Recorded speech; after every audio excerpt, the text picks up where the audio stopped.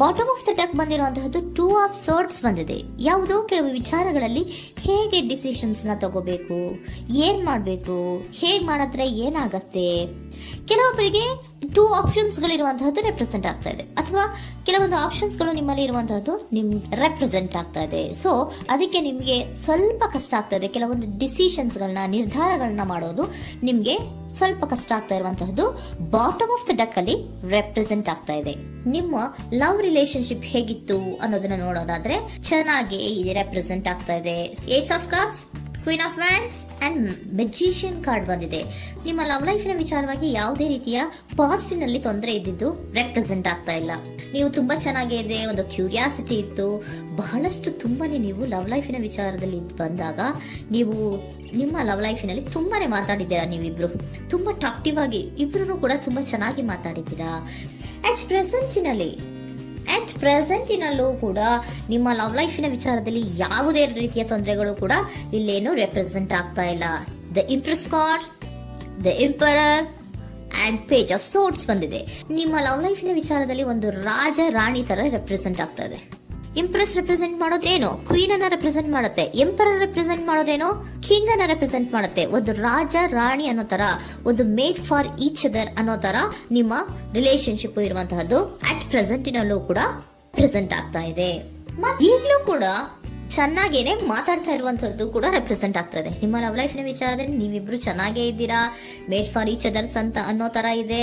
ನೀವು ಬಹಳ ಶಾಂತತೆಯಿಂದ ಇದ್ರೆ ಅವರು ತುಂಬಾ ಪ್ರಾಕ್ಟಿಕಲ್ ಆಗಿ ಯೋಚನೆ ಮಾಡ್ತಾರೆ.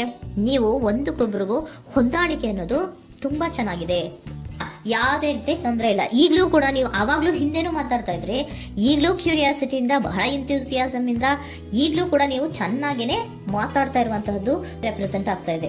ಯಾವುದೇ ರೀತಿಯ ತೊಂದರೆಗಳಿಲ್ಲ, ಸೂಪರ್. ಇಮಿಡಿಯೇಟ್ ಫ್ಯೂಚರ್ ಏನ್ ರೆಪ್ರೆಸೆಂಟ್ ಆಗ್ತಾ ಇದೆ?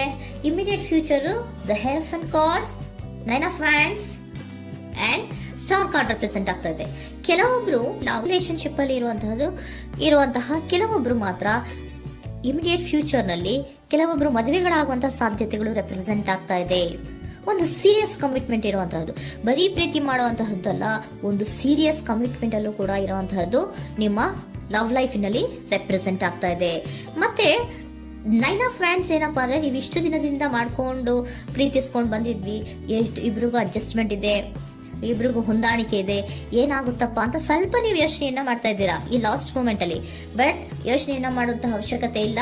ನಾನು ಇದಕ್ಕೆ ಒಂದು ಕ್ಲಾರಿಫಿಕೇಶನ್ ಕಾರ್ಡ್ ಅನ್ನ ತಗೊಂಡಾಗ ಸನ್ ಕಾರ್ಡ್ ಬಂದಿದೆ. So sun is represented by light. ನಿಮ್ಮ ಲವ್ನಲ್ಲಿ ಒಂದು ಪಾಸಿಟಿವ್ ಲೈಟ್ ಇದೆ. ಸೊ ಹೆದರುವಂತಹ ಅವಶ್ಯಕತೆ ಏನೂ ಇಲ್ಲ. ಸ್ಟಾರ್, ಸನ್ ಬಂತು, ಸ್ಟಾರ್ ಬೇರೆನಾ? ಸ್ಟಾರ್ ನಿಮ್ಮ ಲವ್ ಲೈಫಿನ ವಿಚಾರದಲ್ಲಿ ಸ್ಟಾರ್ ಕೂಡ ಇದೆ. ಕೆಲವೊಬ್ಬರಿಗೆ ಮದುವೆ ಕೂಡ ಆಗುವಂತಹ ಸಾಧ್ಯತೆಗಳು ನಿಮ್ಮ ಲವ್ ಲೈಫಿನ ವಿಚಾರದಲ್ಲಿ ರೆಪ್ರೆಸೆಂಟ್ ಆಗ್ತದೆ. ಯಾವುದೇ ರೀತಿಯ ನೆಗೆಟಿವ್ ಆಗಿರುವಂತಹದ್ದು ಏನೂ ಬಂದಿಲ್ಲ, ಆಲ್ ಪಾಸಿಟಿವ್ ಕಾರ್ಡ್ಸ್ ಬಂದಿದೆ.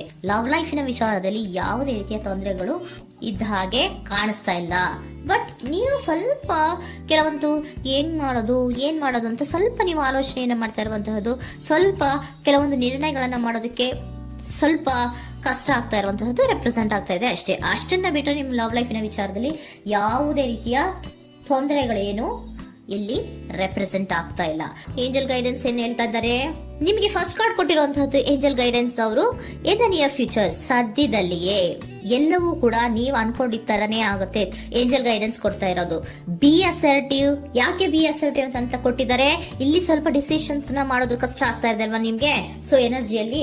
ಸೊ ಅದಕ್ಕೆ ಹೇಳ್ತಾ ಇದ್ದಾರೆ ದೃಢವಾಗಿರು, ಆತ್ಮವಿಶ್ವಾಸದಿಂದ ಇರು, ಯಾವುದಕ್ಕೂ ನೀವು ಹೆದರ್ಕೋಬೇಡ ಅಂತ ಹೇಳ್ತಾ ಇದ್ದಾರೆ. ಪೀಸ್ಫುಲ್ ರೆಸಲ್ಯೂಷನ್, ಎಲ್ಲವೂ ಕೂಡ ಶಾಂತಿಯುತವಾಗಿಯೇ ಮುಗಿಯುತ್ತೆ, ನೀನೇನಕ್ಕೂ ಯೋಚನೆಯನ್ನ ಮಾಡಬೇಡ.